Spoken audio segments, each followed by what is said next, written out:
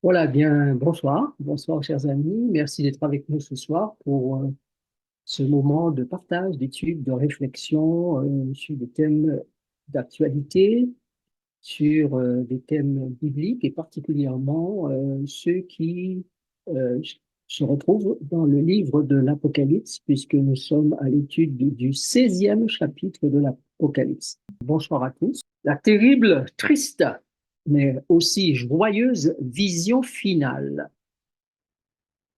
Allons-nous assister à une troisième guerre mondiale véritablement, ou sera-ce la grande guerre, la grande bataille prévue par le livre de l'Apocalypse au chapitre 16, appelée Armageddon? À ce stade de notre étude, chers amis, nous devons nous souvenir premièrement que les visions et scénarios du livre de l'Apocalypse ne sont pas toutes nécessairement chronologiques, ne se suivent pas. Deuxièmement, nous devons nous souvenir que nous sommes en guerre.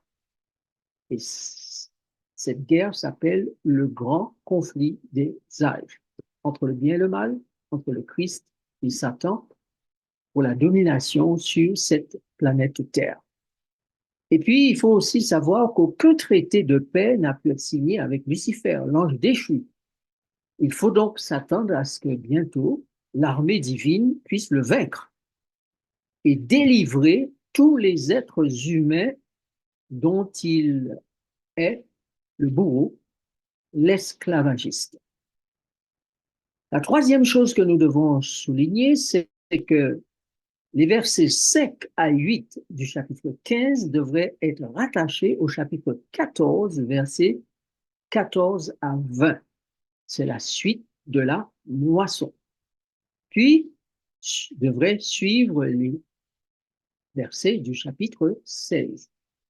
La parenthèse du chapitre 15, versets 1 à 4, nous donne une vue de la fin avant le déversement des coupes. Voilà. Donc, la vision va jusque aux choses qui vont se passer dans le ciel et qui concernent les êtres humains sur cette planète Terre. Et la catégorie des êtres humains concernés sont ceux et celles, naturellement, qui suivent Jésus par la foi dans ses activités auprès du Père dans le lieu très saint du ciel, mais aussi l'Église qui est sur la terre et tous les croyants qui sont sur la terre sont concernés, sont hautement concernés par ce qui se passe maintenant dans le ciel, certes, mais aussi dans le monde. Dans quel contexte sommes-nous?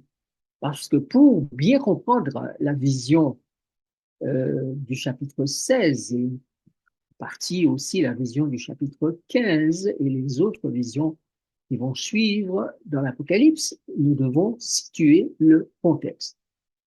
Nous sommes avec deux grands prophètes en particulier de la Bible qui vont situer, nous permettre de situer ces événements de la fin. Aussi, allons-nous lire toute la série de textes que vous avez sous les yeux, Daniel 7, 25, Daniel 8, 13 et 14, Apocalypse 11, verset 7, 13, verset 15 à 17, et Apocalypse 14, 7, 16 et 19. Donc, le premier lecteur pourront y aller. Daniel chapitre 7, verset 25. Alors, il Libéral. prononcera des paroles contre le Très-Haut, il opprimera les saints du Très-Haut, et il espérera changer les temps et la loi. Et les saints seront livrés entre ses mains pendant un temps, des temps et la moitié d'un temps. J'entendis parler un saint, et un autre saint disait à celui qui parlait, pendant combien de temps s'accomplira la vision sur le sacrifice perpétuel et sur le péché dévastateur? Jusqu'à quand le sanctuaire et l'armée seront-ils foulés? Et il me dit, 2300 soirs et matins, puis le sanctuaire sera purifié. Quand ils auront achevé leur témoignage, la bête qui monte de l'abîme leur fera la guerre, les vaincra et les tuera.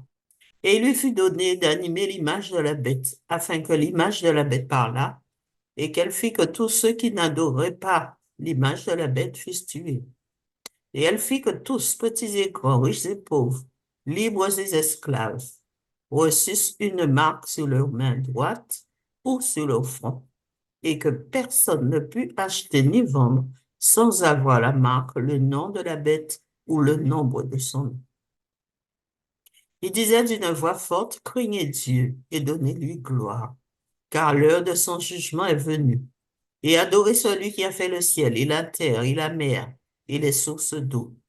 Et celui qui était assis sur la nuée jeta sa fossile sur la terre, et la terre fut moissonnée. Et l'ange jeta sa fossile sur la terre, et il vendangea la vigne de la terre, et jeta la vendange dans la grande cuve de la colère de Dieu. Merci. Alors, tous ces textes que nous avons lus rapidement, vous pouvez toujours les relire attentivement, mais aussi surtout paisiblement chez vous. Et la vidéo sera sur YouTube, donc vous pouvez y aller, revoir ces textes. Mais pour vous, ce soir, je veux tirer une conclusion des idées de l'ensemble de ces textes dans le contexte de notre étude du soir. Nous sommes en temps de guerre, c'est ce que ce texte le révèle, en temps de persécution, de piétinement du sanctuaire, du peuple de Dieu, de l'armée de Dieu. Nous sommes au temps des exécutions sommaires, des meurtres, des viols, des assassinats, des jugements. Nous sommes au temps de la moisson. Et lorsque nous parlons de moisson, nous parlons de la fin du cycle de production qui va de la semence à la récolte. Donc, nous sommes bel et bien au bout du rouleau. Nous sommes au temps de la moisson, dernier grand acte que Dieu fait avant l'apparition de Jésus. La fin de toute chose va rapidement déferler sur nous. Préparons-nous sérieusement. La vision d'aujourd'hui sera une vision plus terrible. Celle du chapitre 15 est une vision plus calme, admirable, et celle de ce soir sera plus triste. Mais ça fait partie de la prophétie. Après la vision de la moisson, Jean a maintenant, au chapitre 15, la vision d'espoir. On voit alors dans cette vision les victorieux sur la mer de verre, ceux avec qui et par qui la victoire a été travaillée et remportée. C'est ainsi que nous lisons dans Apocalypse 15, verset 2, le texte suivant. Et je vis comme une mer de verre mêlée de feu, et ceux qui avaient vaincu la bête et son image, et le nombre de son nom, debout sur la mer de verre, ayant des harpes de Dieu. Donc c'est une vision du ciel, dans le ciel, une mer de verre, ça ne se trouve pas sur la terre. Donc nous sommes à cette image où nous avons le nombre et le nom de la bête vaincu par ceux qui se trouvent sur la mer de verre. Donc c'est une image, une vision finale. Mais cette vision-là va laisser place aux choses, ou aux coupes plutôt, aux coupes qui sont remplies de la colère de Dieu. Or, ces coupes seront déversées avant que ce groupe ne soit sur la mer de verre. Vous voyez bien que le chapitre 15 est une parenthèse qui nous est donnée pour considérer les victorieux, la victoire finale par les armées du ciel et les armées du ciel sur la terre. Et on va reprendre le cours après la moisson au chapitre 16 et nous aurons encore une autre image de ce qui se passe dans le ciel, puisque c'est le ciel qui est à la manœuvre, qui dirige ces différents événements qui vont avoir lieu sur la planète Terre. Donc, après des siècles d'alternance de tableaux sombres, puis lumineux, à nouveau sombres, le redoutable tableau noir revient sur la planète Terre avec les fléaux ou encore les coupes de la colère de Dieu. Et cette fois, ce n'est pas le maître de ténèbres qui est responsable de ces tableaux sombres et noirs, mais celui de la lumière. Alors, quand on parle de tableaux lumineux à travers l'histoire, on parle de la venue première du Christ, on parle de la venue de l'Esprit sur l'Église primitive, on parle de la venue des réformateurs, on parle du grand réveil 1830-1844, on parle de la venue de l'Esprit sur l'Église sous la forme du grand cri, n'est-ce pas? Et puis, quand on parle de tableaux sombres, on parle de période de domination satanique, on parle de la période intertestamentaire, c'est-à-dire entre l'Ancien et le Nouveau Testament, la période du Moyen Âge, la période de l'esclavage des Noirs, celle de 14, 18, 40, 39, 45, avec deux grandes guerres qui ont fait des millions de morts. Et puis, il s'agit aussi de l'industrialisation, qui est une catastrophe pour la santé des humains. Entre-temps, certains ont déclaré que Dieu était mort, mais Dieu ne s'est ni endormi, ni absenté entre-temps. Il n'est pas mort. Au contraire, bien au contraire. Maintenant, nous le verrons à partir de ce que nous allons découvrir au chapitre 16. Maintenant, quelle est donc la source des voies et des malheurs dirigés vers la planète Terre? Lisons Apocalypse chapitre 16, verset 1er. Et j'entendis une voix forte qui venait du temple et qui disait aux sept anges, allez et versez sur la terre les sept coupes de la colère de Dieu. Voilà. Quelle est la source? Quelle est la source? La source, nous avons parlé de la source des voies et des malheurs. Selon Apocalypse 16, pardon, verset 1er, il est dit que j'entends une voix forte qui vient du temple. 7 anges vont partir, aller verser leurs 7 coupes sur la colère de Dieu. Pardon, 7 coupes sur la terre, les coupes de la colère de Dieu. Donc, nous savons que cela vient du temple. Nous savons que cela vient des anges qui ont reçu l'ordre d'aller et de verser ces coupes de la colère de Dieu sur la terre. Donc, qui sont ces anges? Selon Hébreux chapitre 1, verset 6. Alors, et lorsqu'il introduit de nouveau dans le monde le premier-né, il dit que tous les anges de Dieu l'adorent. De plus, il dit des anges, celui qui fait de ses anges des vents et de ses serviteurs une flamme de feu. Voilà. Donc, les anges, ce sont des serviteurs de Dieu qui adorent Dieu et qui sont faits de vent et de flammes de feu. Donc, un ange, c'est un être qui est soit fait de vent, soit fait de feu. Et ces êtres sont créés, mis en activité dans l'univers par Dieu lui-même. Et 7 de ces anges-là reçoivent l'ordre d'aller verser la coupe ou les coupes de la colère de Dieu sur la terre. Maintenant, quelle est la mission des anges? L'Apocalypse 15, chapitre 15, verset 7. Revoyons le texte pour nous donner quelques précisions supplémentaires. Alors, Apocalypse 15, verset 7 dit quoi? Et l'un des 4 êtres vivants donna aux 7 anges 7 coupes d'or pleines de la colère de Dieu, pleines de la colère du Dieu qui vit au siècle des siècles. Alors, d'où vient l'ordre donné aux anges?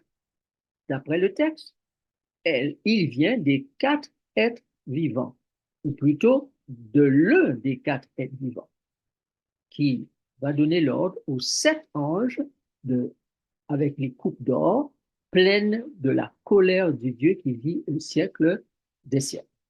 Et lorsque nous avons étudié le chapitre 4 de l'Apocalypse, nous avons parlé de ces fameux 4 êtres vivants, et sous la forme du lion, d'aigle, de veau et d'homme. Le lion, figure de veau et figure d'homme et d'aigle. Ces anges-là représentent ces êtres-là plutôt représentent les êtres qui sont au service de la divinité pour la mission dans le cadre de la rédemption, puisque vous constatez qu'il y a un lion de la tribu de Juda, il est actif dans le plan rédempteur. Vous constatez qu'il y a le veau qui était sacrifié dans l'exercice du sanctuaire pour le pardon des péchés. Vous remarquez qu'il y a un aigle. L'aigle représente la royauté, l'aigle royal. Et puis, vous constatez qu'il y a un visage d'homme parce que ce sont les êtres humains qui sont concernés par cette affaire appelée grande controverse, plan rédempteur. Bon, voilà pourquoi les quatre vivants qui participent à cette grande œuvre rédemptrice sont présentés sous formes diverses et notamment des formes qui sont de l'ordre de la création. Vous comprenez aussi que ces êtres autour du trône, ce sont des blocs d'anges, puisque vous avez vu qu'ils sont couverts d'yeux partout, ces êtres vivants, et ce sont eux qui sont aux commandes des anges qui partent, ce sont eux qui donnent des ordres aux anges qui partent pour remplir les missions divines. Après cela, que vis-je? Après cela, je regardai, et le temple du tabernacle du témoignage fut ouvert dans le ciel. Ce verset, et merci, est important, car il nous fait savoir que le QG, le quartier général de Dieu, à ce moment-là, au moment où les plaies vont être déversées sur la terre, au moment où se déroulent les événements de la fin, au moment où Jésus est en train de prendre son règne, au moment où il purifie le sanctuaire, au moment où il s'apprête à se marier, au moment où il purifie les fils de Lévi et présente l'offrande d'Israël, Jésus est dans ce que la Bible appelle le temple du tabernacle du témoignage qui se trouve dans le ciel et qui fut ouvert en vision à Jean. D'accord? Quelle est la forme exacte de ce temple? De quoi est-il fait véritablement? Peu importe la forme qu'il prend dans le ciel, il a pris une certaine forme sur la terre dictée par Dieu lui-même à Moïse, mais la forme qu'il a dans le ciel, nous n'en savons pas beaucoup, sauf quelques éléments qui nous sont donnés au début du livre de l'Apocalypse et dans la trame du livre, nous arrivons à détecter certains éléments, mais nous ne pouvons pas être exacts et dogmatiques sur la forme du sanctuaire, puisqu'il est bien plus important et vaste que ce que Moïse et les enfants d'Israël, voire même le temple de Salomon, ont connu sur la planète, sur cette terre. Bon. Maintenant, nous comprenons que euh, toutes ces phases de l'action divine sur la terre pour enfin donner la victoire à ceux qui seront sur la mer de verre se déroulent à partir du lieu très saint du sanctuaire qui se trouve dans le ciel, dans le ciel. Donc c'est là que nous devons porter nos regards par la foi. C'est de là que partent les actions divines pour mettre la terre en sécurité pour l'éternité. Parce que pour le moment, on n'est vraiment pas en sécurité. Voilà. Guerre et bruit de guerre. Voilà. Alors, Dieu a une raison d'agir, de faire ce qu'il fait, et nous devons bien comprendre sa raison. Quelle est la raison? Disons ce que nous dit Apocalypse 16, verset 10, verset 11. Gabrielle souhaite lire. Est-ce qu'elle peut ouvrir son micro?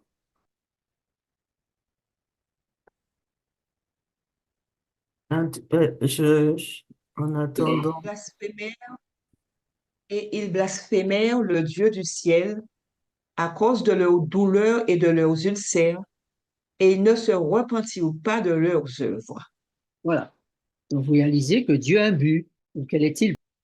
Vous avez trouvé? Les êtres humains blasphèment le Dieu du ciel à cause de leurs douleurs, donc les douleurs qui sont dues aux coupes qui sont déversées sur la terre, ou de leurs ulcères, ils ne se repentirent pas de leurs œuvres. Donc le but, c'est la repentance. Donc les fléaux ne sont pas destinés à faire du mal, simplement et gratuitement aux êtres humains. Ils sont destinés pour attirer l'attention des êtres humains et créer en eux le sentiment de repentance, la vraie repentance, pour qu'ils échappent finalement à la catastrophe finale, n'est-ce pas? Donc, il est important pour nous de savoir que Dieu veut que les hommes se repentent. Autre but, versets 14 à 16. Car ce sont des esprits de démons qui font des prodiges et qui vont vers les rois de toute la terre afin de les rassembler pour le combat du grand jour du Dieu Tout-Puissant. Ils les rassemblèrent dans le lieu appelé en hébreu Armageddon. Voilà, donc nous voyons ici que tous ces prodiges, tous ces esprits qui se montrent au moment où la coupe est versée sur la terre, eh bien, ça a un but, rassembler pour le combat du grand jour du Dieu Tout-Puissant. Et le lieu est appelé Armageddon. Nous verrons tout à l'heure ce que ça signifie exactement. Donc, nous sommes à comprendre ce soir que les fléaux d'Apocalypse chapitre 16, que je vous invite à lire, et ce serait probablement le moment, si vous avez votre Bible à côté de vous, de l'ouvrir au chapitre 16 de l'Apocalypse et comprendre que ces fléaux, ces coupes de la colère de Dieu ont un but. Et nous avons vu déjà, premier but, la repentance. Deuxième but, rassembler tout le monde. Autour de quoi? Nous le verrons, mais Jésus a bien dit, là où sont les cadavres, là s'assembleront, ou le cadavre, là s'assembleront les aigles. Donc voilà. Maintenant, regardez le texte suivant. Le septième versa sa coupe dans l'air, et il sortit du temple, du trône, une voix forte qui disait, c'en est fait. Et il y eut des éclairs, des voix, des tonnerres et un grand tremblement de terre, tel qu'il n'y avait jamais eu depuis que l'homme est sur la terre un aussi grand tremblement. Et la grande ville fut divisée en trois parties. Et les villes des nations tombèrent, et Dieu se souvint de Babylone la grande pour lui donner la coupe du vin de son ardente colère. Voilà.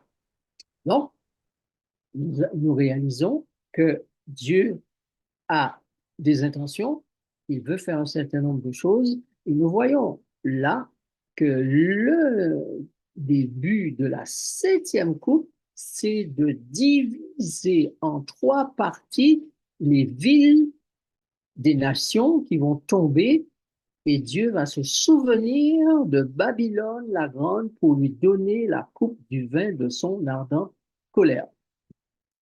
Regardez ce qui va encore se passer lors de ces coupes qui vont être déversées.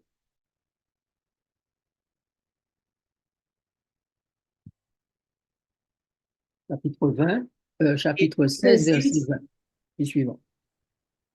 et toutes les îles s'enfuirent, et les montagnes ne furent pas retrouvées. Et une grosse grêle, dont les grêlons pesaient un talent, tomba du ciel sur les hommes, et les hommes blasphémèrent Dieu à cause du fléau de la grêle, parce que ce fléau était très grand.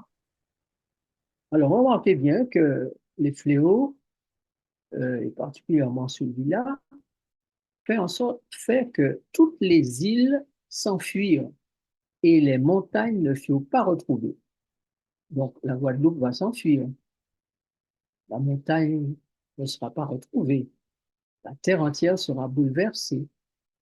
Alors, faudra-t-il tous être noyés par les eaux des mers ou aurons-nous un signal pour quitter la Guadeloupe avant qu'elle ne disparaisse, au moment où la terre sera entièrement bouleversée?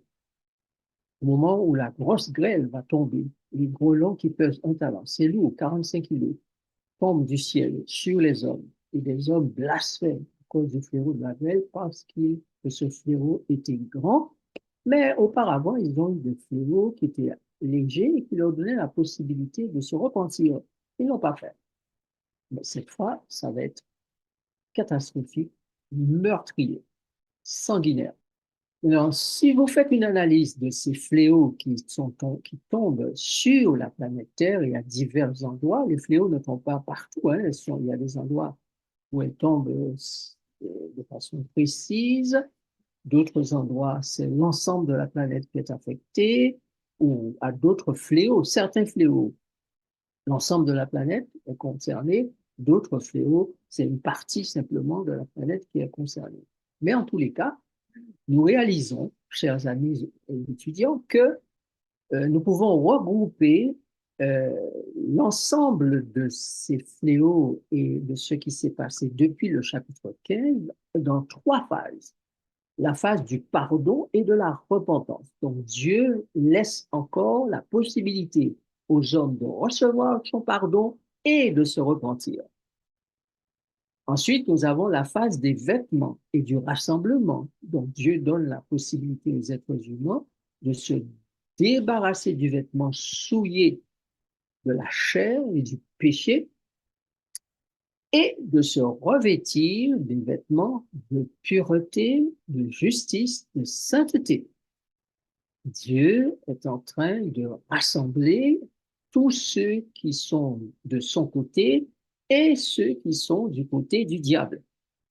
Et il va y avoir un affrontement, un dernier affrontement avant l'apparition du Christ entre ces deux groupes, ceux qui sont du côté du diable, et du dragon en fait, et ceux qui sont du côté de Jésus, l'agneau de Dieu. Donc, chers amis, nous pouvons comprendre que Dieu n'est pas dans une guerre conventionnelle, nucléaire ou bactériologique.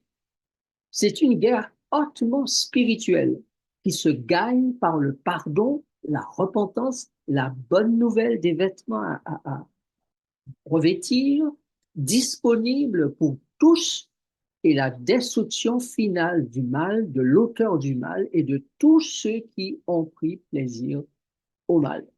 Donc, c'est la main de Dieu qui sera agissante et pas la main d'un président de la République, d'un président de l'Europe ou d'un président de Russie ou d'un président de quelque pays ou quelque empire ou quelque conglomérat de nations qui soit. Donc, le texte nous laisse à savoir que c'est Dieu qui va diriger les affaires finales de ce monde et que le diable sera parfaitement sous contrôle. Et même s'il se révolte et décide avec ses troupes de pouvoir combattre le reste de la postérité, combattre l'agneau, combattre les appelés, combattre les élus, combattre les fidèles, eh bien la victoire sera réservée à Dieu, puisque le texte d'Apocalypse 15, verset 1 et verset 2, nous a bien affirmé que ceux qui ont vaincu la bête et son image, la bête et le faux prophète, ceux-là seront sur la mer de verre. Maintenant, qu'est-ce qui est très spécifique aux anges qui portent les 7 coupes et qui sortent du temple pour les verser sur la terre? Si vous avez fait attention au chapitre 15, verset 6, vous allez voir qu'il y a quelque chose de très particulier avec ces anges. Regardez bien le texte. Je vous le remets sous les yeux. Et les 7 anges qui tenaient les 7 fléaux sortirent du temple, revêtus de lin pur, éclatant, et ayant des ceintures d'or autour de la poitrine. Aïe, aïe, aïe. Qu'est-ce que ça veut dire? 7 anges tiennent les 7 fléaux et ils sortent du temple, mais ils ne sortent pas du temple habillés n'importe comment. Ils ont revêtu le fin lin pur éclatant et les ceintures d'or autour de la poitrine. Qui est censé porter ces vêtements? Les anges portent les mêmes vêtements que Jésus, le souverain sacrificateur, le Fils de l'homme, le souverain sacrificateur qui officie dans le temple, Ils portent la même robe que la mariée, puisque la mariée aussi est revêtue de fin lin pur, éclatant. Donc, ils portent le même matériau, le même tissu que le sacrificateur et souverain sacrificateur et la mariée, et ils portent en plus les ceintures d'or autour de la poitrine, et ça, ce sont les sacrificateurs, les souverains sacrificateurs qui devaient normalement porter ces choses-là. Alors, nous sommes donc bien dans la phase du service divin qui se déroule dans le ciel même, ce qu'on a est appelé par hébreu le sanctuaire céleste, sanctuaire, le très saint, le saint des saints. Nous sommes donc bien dans la phase du service divin en faveur de l'humanité qui se déroule dans le ciel en faveur des humains. Donc, au moment où les fléaux commencent à tomber, la porte de la grâce n'est pas encore fermée. Il y a encore de l'activité dans le ciel. Mais à un moment, il est vrai que euh, cette porte sera fermée, mais en attendant qu'elle se ferme, Dieu et son Fils prennent la direction des choses en main et ils veulent pousser les hommes à la repentance en leur envoyant les premiers fléaux. Donc, en même temps que nous allons vers une confrontation du dragon, de ses associés qui veulent posséder l'esprit des humains, avec Dieu le Créateur des cieux et de la terre, le Rédempteur, se déroule donc cette phase où Dieu appelle les gens à la repentance. L'évangile sera prêché dans le monde entier pour servir de témoignage à toutes les nations, alors viendra la fin. Donc à ce moment-là, celui qui est en colère, car il lui reste peu de temps, va maintenant avoir un petit aperçu, puis un grand aperçu final de la colère de Dieu. Donc la colère de Dieu va venir graduellement par des événements ciblés, mais qui ne sont pas nécessairement à détruire toute l'humanité sur la planète Terre, n'est-ce pas? Mais il y aura une septième trompette, elle, qui va mettre définitivement fin à la vie sur Terre et laisser la Terre dans un chaos indescriptible. Merci, pardon. Donc, à ce moment-là, le mariage de l'agneau a eu lieu, les invitations ont été données pour le repas des noces, et tous ceux qui ont bien voulu répondre à cette invitation, cette grande et dernière invitation, eh bien, ceux-là auront la joie d'assister au repas des noces. Alors, pour confirmer que ces anges que nous avons portant les 7 coupes ne sont pas n'importe quel ange, puisqu'ils portent un habit très spécial, eh bien, nous pouvons lire les textes de ces différents livres de la Bible qui vont nous confirmer pourquoi les anges sont revêtus d'un fin lin pur, éclatant et portant une ceinture d'or. Voici le premier texte. Et l'un des 4 êtres vivants donna aux 7 anges 7 coupes d'or pleines de la colère du Dieu qui vit au siècle des siècles. Et le temple fut rempli de fumée à cause de la gloire de Dieu et de sa puissance, et personne ne pouvait entrer dans le temple jusqu'à ce que les 7 fléaux des 7 anges fussent accomplis. Alors, pourquoi personne ne peut-il rentrer dans le temple ou entrer dans le temple? Le texte nous dit bien, c'est parce que le temple est rempli de fumée. Or, si vous prenez le temps de chercher dans votre concordance biblique le terme fumée en relation avec la vie du peuple et dans le sanctuaire, en relation avec la vie du peuple et son Dieu, vous allez noter que le temple rempli de fumée est synonyme d'une présence particulière de Dieu. Ça veut dire qu'à la fin des temps, Dieu va se rendre présent dans le sanctuaire de façon particulière. Et il va mener une opération très particulière, très spéciale pour la repentance du plus grand nombre. Et il va aussi mener une action particulière pour que les démons se mordent les doigts. Parce que quand ils vont voir ce que va devenir le lieu qu'ils pensaient occuper, eh bien, ils seront dans une peur terrible. Donc, le Dieu d'amour, le Dieu de justice, le Dieu de miséricorde va se manifester de façon spéciale pour sceller définitivement le sort de chaque être humain sur cette planète, mais aussi le sort de Satan et de ses démons. Maintenant, souvenez-vous que les fléaux se déroulent en phases.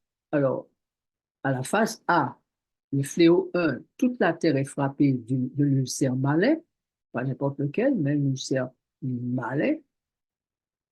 Le mal sera très grand, d'accord? Il y aura beaucoup de souffrance, sauf ceux qui n'ont pas pris la marque de la bête et le nombre de son nom, qui n'adoraient pas son image. Le deuxième fléau, lui, frappe la mer, et la mer devient comme du sang, rouge, vermeil, comme celui de mort. La mer est frappée, devient du sang, mais le sang va se corrompre. Et le sang va prendre une allure particulière. C'est le sang de mort.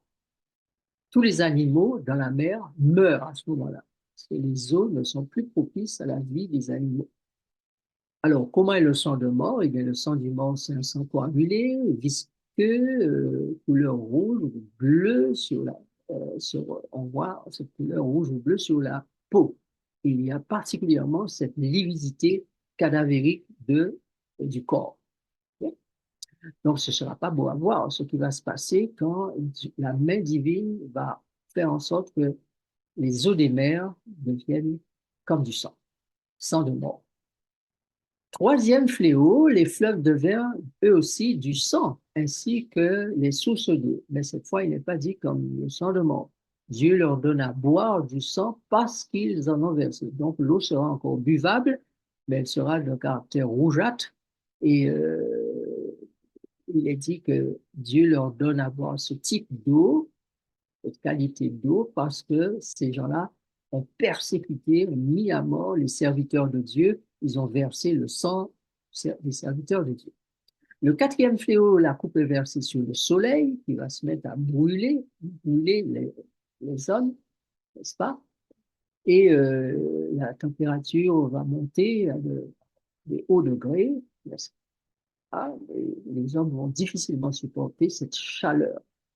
Fléau 5, la coupe versée sur le trône de la bête qui se couvre de ténèbres. Donc, ça veut dire que l'organisation qui dirige à ce moment-là la terre, la bête, cette organisation qui fait en sorte que tous les habitants de la terre l'adorent. Parce que nous avons vu au chapitre 13 que la bête qui monte de la terre va faire en sorte que les habitants de la terre fassent une image à la bête qui monte de la mer et l'adorent. Et tous ceux qui ne voudront pas adorer seront tués.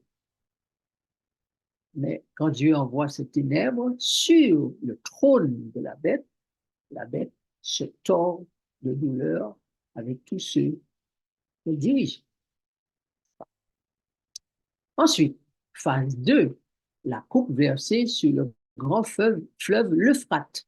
Alors, regardez bien, ceux qui savent un peu chercher dans les concordances, et particulièrement dans la Bible online, où on donne le sens des mots en grec et en hébreu, eh bien, le mot Euphrate signifie fleuve bon et abondant. Ainsi, quand l'Euphrate symboliquement ou physiquement tarit, ça veut dire que il y a un retrait de la bonté divine, de la miséricorde divine, de l'Esprit de Dieu de la terre qui en bénéficie pendant des siècles, ou qui en a bénéficié pendant des siècles. C'est désormais le temps de la famine spirituelle, de la colère divine mêlée à sa miséricorde, sauf pour le dernier fléau, la dernière coupe où il n'y aura pas de miséricorde. Donc, quel est le but des 5 premières coupes des malheurs ou fléaux? Lisons Apocalypse chapitre 16, verset 11. Et ils blasphémèrent le Dieu du ciel à cause de leurs douleurs et de leurs ulcères, et ils ne se repentirent pas de leurs œuvres. Voilà. Donc, nous avons vu au départ que Dieu avait un but. Le but, c'était d'emmener les êtres humains à la repentance. Mais malheureusement, les êtres humains ne se repentent pas. Au contraire, ils blasphèment Dieu. Donc, les plaies ou fléaux sont d'abord destinés à pousser à la repentance. De même que Dieu a envoyé 3 anges pour prêcher les 3 messages d'Apocalypse 14 à la nation, aux nations tout entières, au peuple, aux langues, aux rois, à tout le monde, tribus et tous ceux qui habitent la terre, n'est-ce pas? Euh, alors que Dieu déverse son esprit sur toute chair, lui aussi, le diable et ses associés envoient 3 esprits impurs sur la terre pour jeter la confusion dans la tête des hommes et des femmes et les empêcher de se repentir de leurs œuvres. Donc, le diable, la bête et le faux prophète vont envoyer 3 esprits impurs pour tourmenter les hommes. Donc, à ce moment-là, à l'heure où le temple est ouvert, c'est l'heure de la guerre des esprits qui a sonné. Vous comprenez pourquoi le diable fait tout maintenant, y compris vacciner des gens, pour que ces gens-là puissent être dans un certain état d'esprit et se soumettre à lui. Ces choses qui vont arriver dans le futur et qui vont concerner la santé des hommes sur la terre vont arriver particulièrement pour la possession de l'esprit des individus. En particulier ceux qui gardent les commandements de Dieu et possèdent de la foi ou le témoignage de Jésus. Donc, l'esprit de la bête va lutter puissamment contre l'esprit de Dieu et contre tous ceux qui ont refusé la marque de la bête et le nombre de son nom. L'heure sera l'heure du grand rassemblement des 2 camps pour la bataille finale d'Armageddon. L'heure sera les dernières invitations au repas des noces, selon Matthieu chapitre 22. L'heure sera celle de la grande remise des vêtements blancs aux derniers invités, selon Apocalypse 16, verset 15. Et l'heure sera aussi celle de la purification du cœur, des esprits et des caractères soumis à Dieu par une réponse positive à son invitation et à son service perpétuel. L'heure sera aussi celle de la désignation et de la révélation des irréprochables ou vierges aux vêtements purs blancs. Et nous retrouvons cela dans Apocalypse chapitre 14, verset 5. Ils sont trouvés irrépréhensibles, irréprochables. Ce sera aussi, mes chers amis, chers étudiants, l'heure du dernier appel à la repentance par l'invitation au repas des noces et à la réception gratuite des vêtements appropriés pour la participation au repas du mariage. Nous allons aussi vivre à l'heure du dernier appel pour être revêtus de vêtements à garder blancs, propres, afin de participer au mariage. Donc, vous avez vu, je vous ai toujours parlé de 2 groupes. Un groupe qui participe au mariage et un groupe qui participe au repas du mariage, à la fête. Donc, nous allons bientôt assister à un retentissement glorieux de la prédication de l'Évangile sur cette planète Terre. L'Évangile sera prêché dans le monde entier pour servir de témoignage à toutes les nations. Et puis, nous aurons une 3e phase, c'est la phase où se déverse sur la terre la coupe 7e. Donc, vous avez 3 phases. Première phase, vous avez vraiment les premières coupes qui sont données aux anges et qui vont être versées sur la terre. Deuxième phase, c'est la phase de la 6e coupe. Et 3e phase, c'est la phase de la 7e coupe. Et là, il nous a dit ceci, à partir du verset 14. Car ce sont des esprits de démons qui font des prodiges et qui vont vers les rois de toute la terre afin de les rassembler pour le combat du grand jour du Dieu Tout-Puissant. Ils les rassemblèrent dans le lieu appelé en hébreu Armageddon. Alors, donc, nous avons dit que la phase numéro 2, c'est la phase du 6e saut, rappelez-vous, rappelez-vous. Et à cette phase-là, il y a encore une possibilité pour les gens de se repentir. Il y a encore une possibilité pour ceux et celles qui doivent laver leur robe, puissent le faire. Mais quand arrive à la 7e coupe, regardez bien, lisons ensemble, Apocalypse 16, 17 à 21. Le septième versa sa coupe dans l'air, et il sortit du temple du trône une voix forte qui disait, c'en est fait. Et il y eut des éclairs, des voix, des tonnerres, et un grand tremblement de terre, tel qu'il n'y avait jamais eu depuis que l'homme est sur la terre un aussi grand tremblement. Et la grande ville fut divisée en 3 parties, et les villes des nations tombèrent. Et Dieu se souvint de Babylone la grande pour lui donner la coupe du vin de son ardente colère.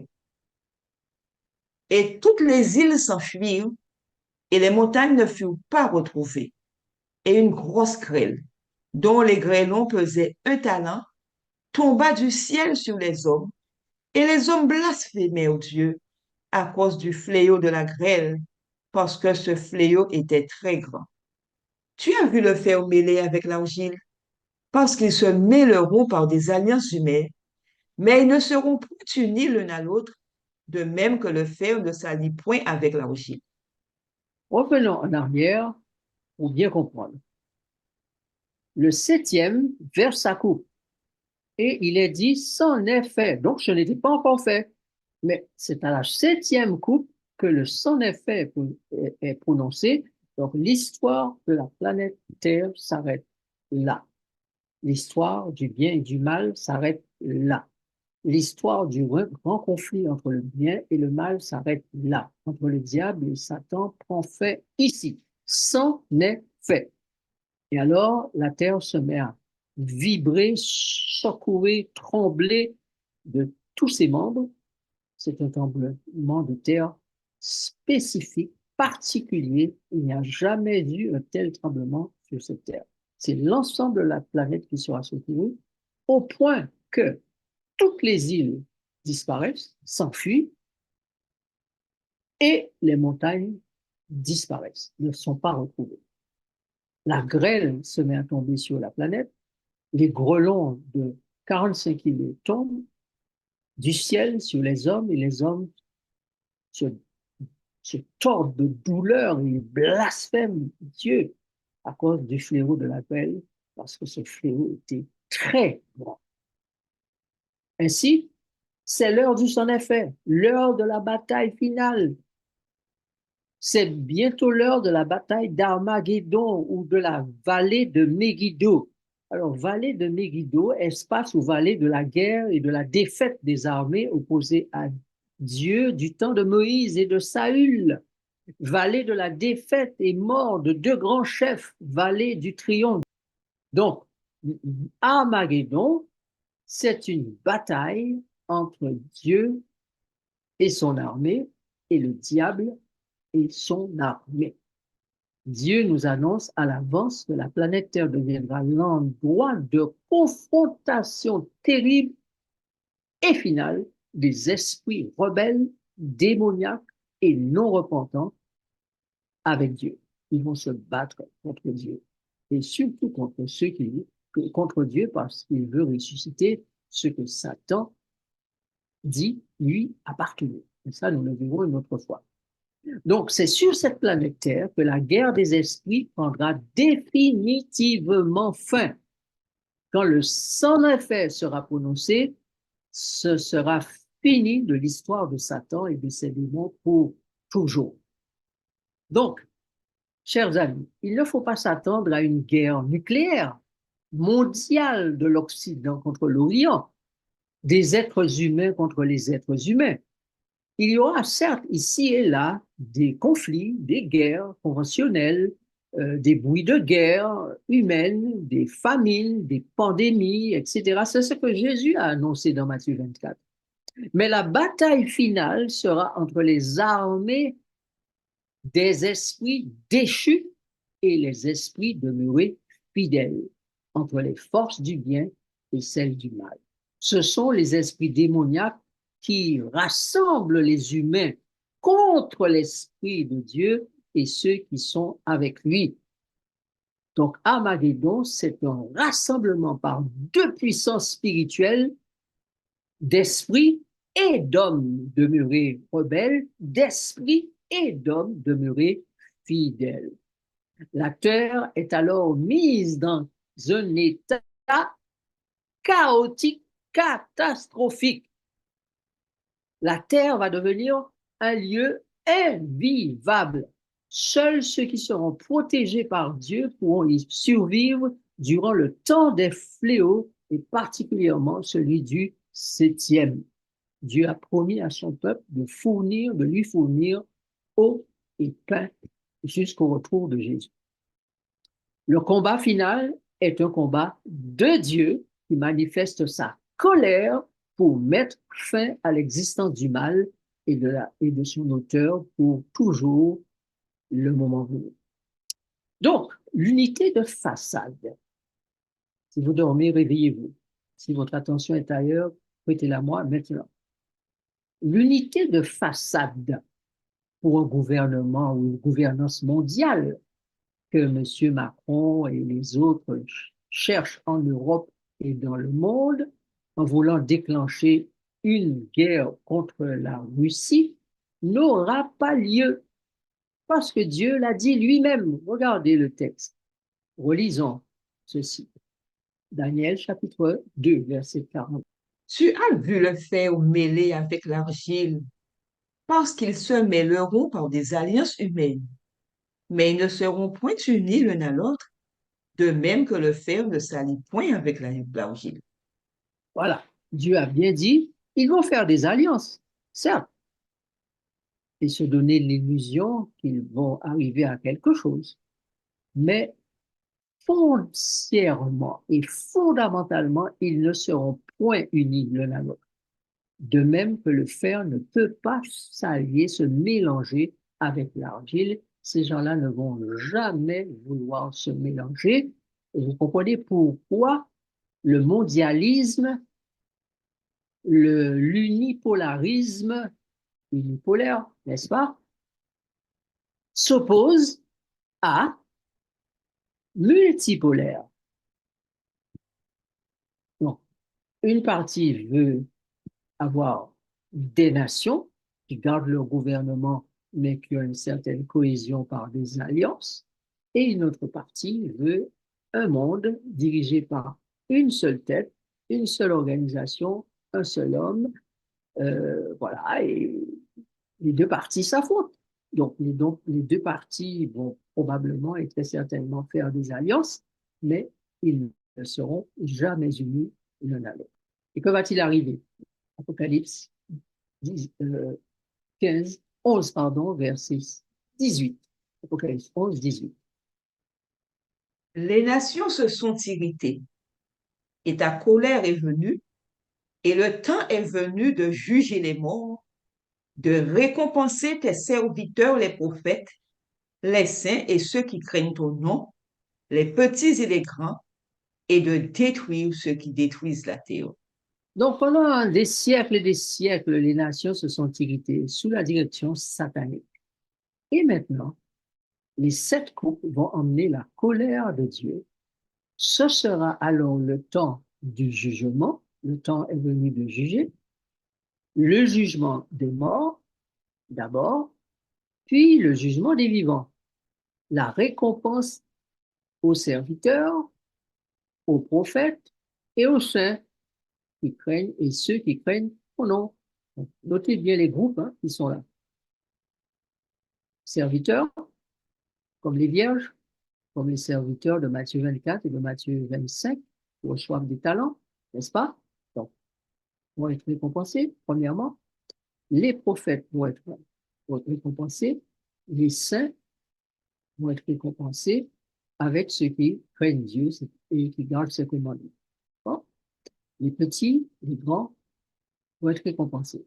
Et Dieu va détruire ceux qui détruisent la terre.